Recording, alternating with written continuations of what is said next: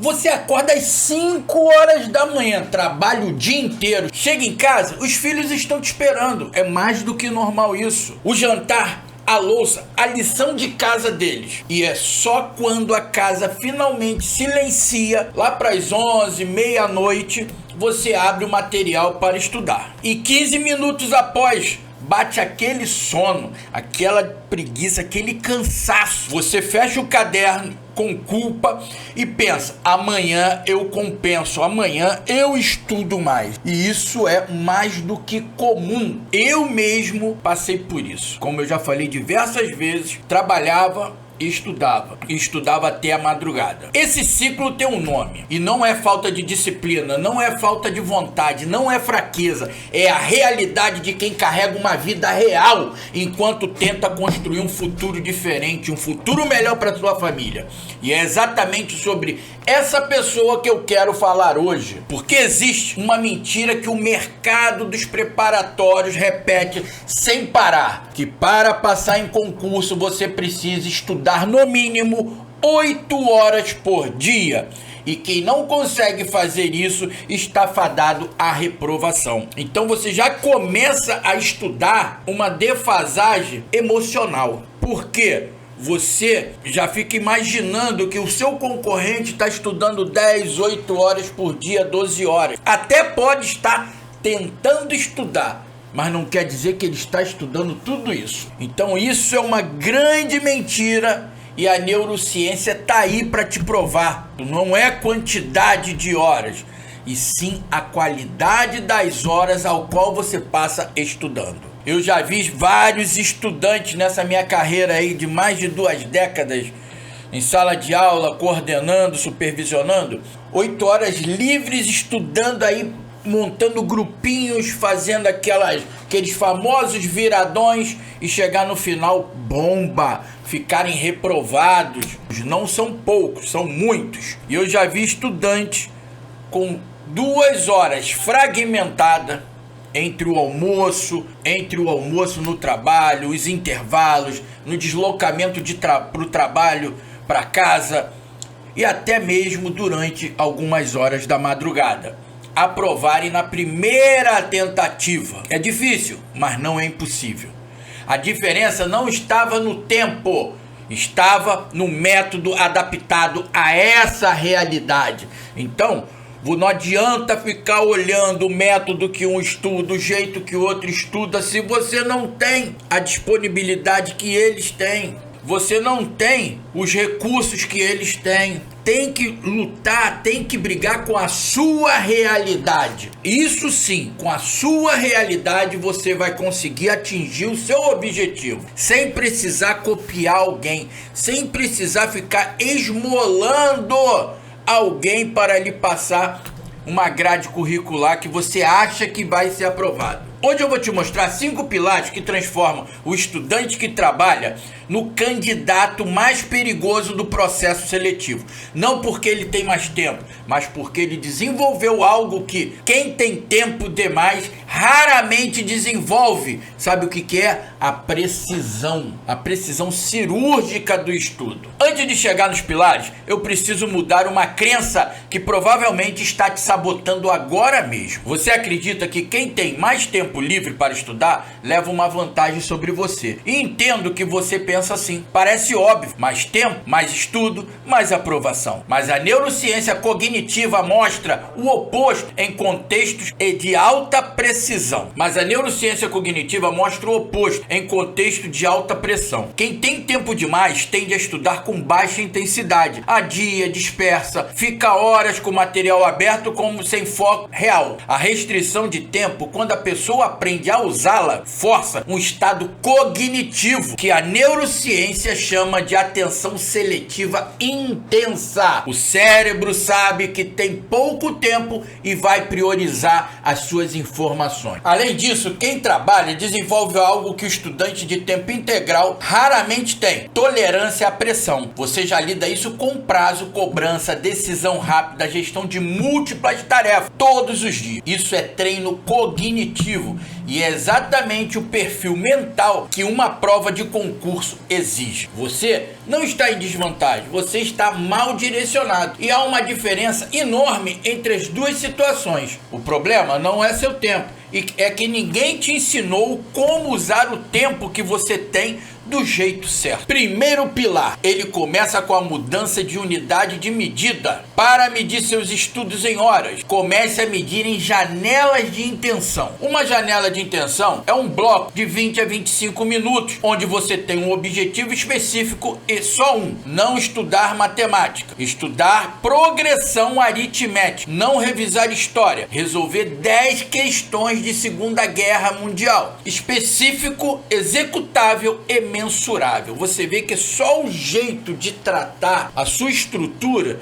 já dá um outro impacto emocional. E nos blocos de 20 a 25 é o que eu falo sempre. Antes do bloco eu falava de 135 minutos, mas eu estava esquecendo de computar mais 5. Então um bom bloco de estudo, se você tiver 140 minutos, é excelente para quem trabalha. 140 minutos você consegue fazer um bom estudo de uma única teoria com prática. E onde você encontra essa janela? Ela já existe na sua rotina. O almoço do trabalho, né? Você come, se tem 1 hora, come rápido, deixa 20 minutos ali para tu estudar. Já é uma fração do bloco de estudo. O deslocamento em ônibus ou metrô, eu fiz muito disso. Eu gravava as aulas em fita cassete, os 15 minutos antes de dormir, não para aprender coisa nova, mas para recuperar ativamente o que estudou ao longo do dia. Então esses 15 minutos você deixa para uma revisão. 3 janelas de 20 minutos com intenção real superam em retenção 2 horas de estudos passivos e dispersos. Isso não é motivação, gente, é biologia do aprendizado. Então, como eu já falei várias vezes, vou até falar novamente aqui para vocês. Como é que eu fazia, galera? Eu estudava no cursinho preparatório, isso na década de final de 80 para 90. Então não tinha aulas online, não tinha nada disso. Então a aula era presencial. Então eu assistia, eu acordava às 7h30 eu já estava no curso, que era pertinho, 7h30 eu estava no curso, assistia a aula até 10 para as 11, a aula ia até 11h30.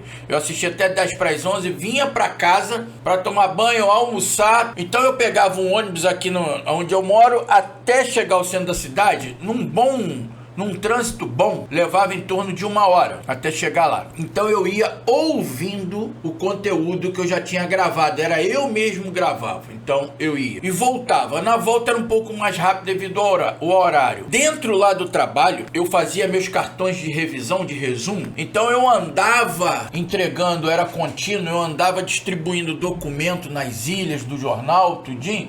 E eu sempre estava com aquele caderno aberto com o meu resumo. Então, muitas das vezes, eu passeava pelo trabalho com o caderno aberto, como se eu estivesse procurando alguém para entregar documento. E nada, eu estava estudando. Quando eu chegava em casa por volta de 11 horas da noite, eu trabalhava de 14 às 22. Aí eu chegava quando eu chegava cedo, era 11 horas, que o ônibus vinha muito rápido, mas geralmente era 11h20. Então eu sentava para estudar mais ou menos 15 para meia-noite. Aí eu ia até 2h30, 3 horas, quando eu aguentava. Durante, então, num período de 7 dias, eu conseguia fazer isso umas 3 vezes só. No mais, eu ia até 1 hora, 1h30 da manhã, aí cansado. Quantas e quantas vezes minha mãe me acordava, eu tava em cima da mesa dormindo, baixava a cabeça e dormia, minha mãe me chamava para ir pra cama. O concurso da ESA eram 80 questões, na época, 2 provas. Eu acertei 74 de 80. Então a gente consegue. Eu ainda briguei com a dislexia e a disgrafia, que eu vim saber disso depois. O que eu fiz nisso aí? Eu fui preciso na minha situação, eu fui cirúrgico com os meus horários. O tempo que eu tinha, realmente eu aproveitava. E o final de semana, eu dividia em blocos maiores. Por exemplo, domingo eu tava de folga, eu não deixava de passear, mas eu dava um porradão no estudo. Tudo em bloco. Então, eu sou uma prova viva disso. Segundo pilar, esse é o que nenhum curso preparatório ensina.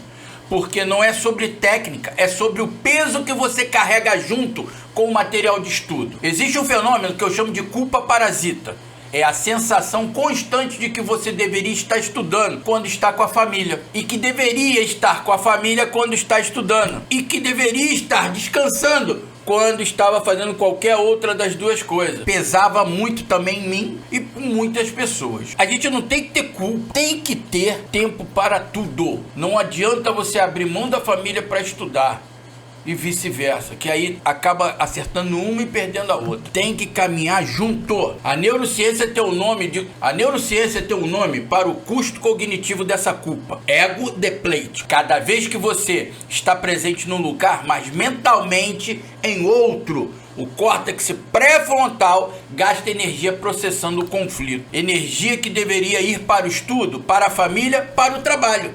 Então você perde energias preciosas com esse conflito mental. Quem nunca passou por isso? Eu, várias vezes, no dia a dia ainda sofro isso, mas eu vou contornando. Quando eu percebo que está acontecendo isso, eu paro, faço o exercício da respiração para me trazer para o local, mentalizo o que eu quero, o que eu estou fazendo, o que eu preciso fazer e retorno. Então a gente tem que também saber na hora, tá dando errado? Para. Não tá conseguindo entender? Para. Levanta, vai dar uma volta, vai dar um beijo na patroa, vai dar uma namorada, depois volta. A solução não é eliminar a culpa na força da vontade, é criar fronteiras cognitivas claras. Quando você está na janela de estudo, é só estudo. Telefone longe de você, família avisada, porta fechada se possível. Quando a janela termina, você fecha o material completamente sem culpa. Levanta e vai dar atenção a quem precisa, vai dar atenção à esposa, aos filhos, ao marido, seja o que for,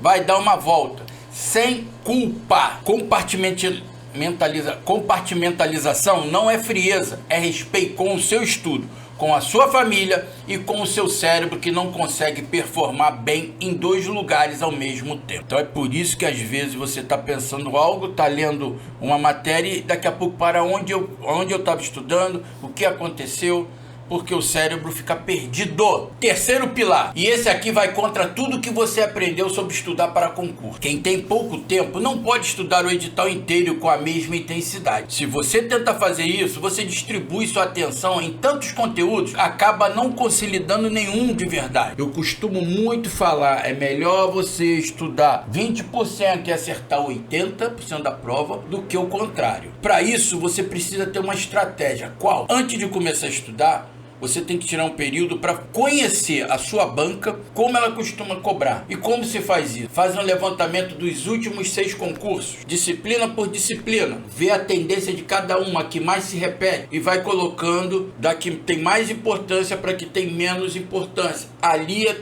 teu material de estudo principal. Depois, acabou esse, você vai completando com os demais assuntos do edital. A estratégia é simples, mas exige disciplina para executar. Eu chamo isso de funil de prioridade. Você não gasta ignorando o edital. Você está sendo inteligente com o recurso mais escasso que tem: o tempo. Quem tem 8 horas pode se dar o luxo de estudar tudo. Quem tem 2 horas não pode. E isso não é desvantagem, é clareza forçada. E clareza forçada produz foco, que 8 horas de estudo disperso nunca vão produzir. Quarto pilar, e esse aqui vai mudar a forma como você enxerga os momentos do seu dia. A consolidação de memória não acontece só quando você está na frente do material. Ela acontece nas pausas, no deslocamento, no chuveiro, no almoço. Nesses momentos, o hipocampo processa e organiza o que foi aprendido, desde que você dê a ele algo para processar. Na prática, funciona assim.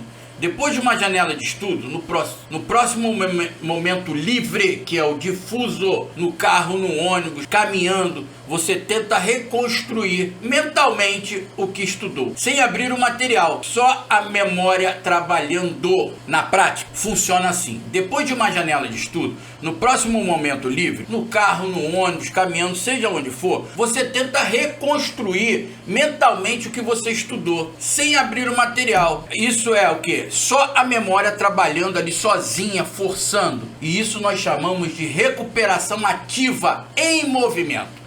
E é uma das ferramentas mais poderosas que o estudante trabalha tem. Por quê? Transforma tempo morto em tempo de consolidação. Um deslocamento de 30 minutos de ônibus, você via com como tempo perdido. Então, o deslocamento no ônibus que você via como tempo perdido é, na verdade, a janela mais valiosa de consolidação que você tem no dia, desde que você saiba o que fazer com ela, certo? Como eu falava, eu ia escutando, né? Você pode também fazer isso e preferencialmente fazer um resgate ativo nessa janela. Você não precisa de mais tempo, você precisa aprender a usar. Você não precisa de mais tempo, você precisa aprender a usar o tempo que já tem de forma diferente. Quinto pilar, e esse não é sobre técnica, é sobre o momento que todo estudante que trabalha eventualmente enfrenta. Você estudou meses, consolidou trabalho, família, sono, abriu mão de fim de semana, de lazer, de descanso,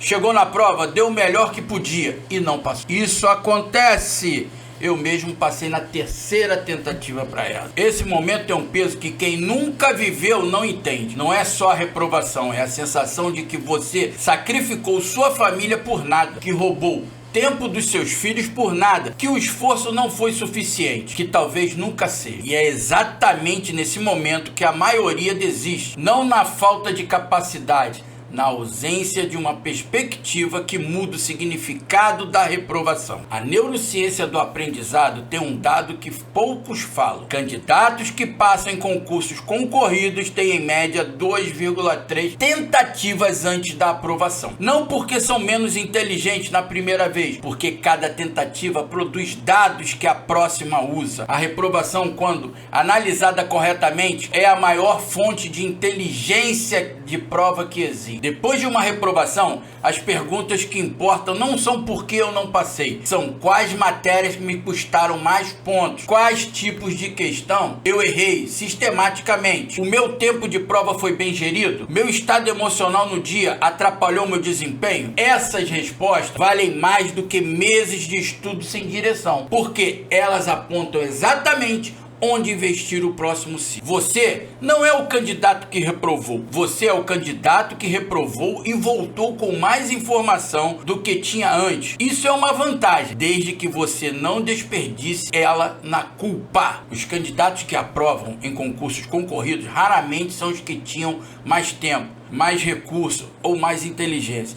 São os que encontraram um método que funcionava dentro da vida real que eles tinham, não da vida ideal que gostariam de ter. Você não precisa largar o emprego, não precisa se afastar da família, não precisa esperar um momento perfeito que nunca vai chegar. Você precisa de um método que respeite a sua realidade e de coragem para continuar mesmo quando o progresso parece invisível. O candidato mais perigoso num processo seletivo não é o que estudou mais horas, é o que não desistiu quando tinha todos os motivos para desistir. Me conta nos comentários, você trabalha e estuda ao mesmo tempo? Qual é o maior obstáculo que você enfrenta? O tempo, a culpa ou saber o que priorizar? Comenta aqui, porque a sua resposta vai me ajudar a criar o próximo conteúdo exatamente para a sua realidade. Eu sou o professor Wagner Júnior, Pense como um estudante de alta performance.